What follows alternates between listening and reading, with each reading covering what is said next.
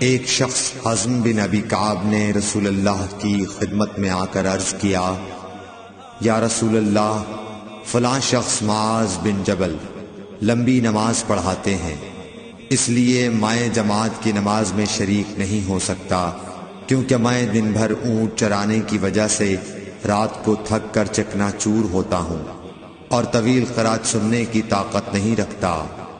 ابو مسعود راوی کہتے ہیں کہ اس دن سے زیادہ میں نے کبھی رسول اللہ صلی اللہ علیہ وسلم کو وعظ کے دوران اتنا غضبناک نہیں دیکھا۔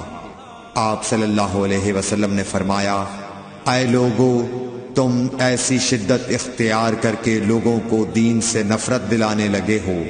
سن لو، جو شخص لوگوں کو نماز پڑھائے تو وہ ہلکی پڑھائے، کیونکہ ان میں بیمار، کمزور اور حاجت والے سبھی قسم کے لوگ ہوتے ہیں۔ صحیح بخاری حدیث نمبر 90۔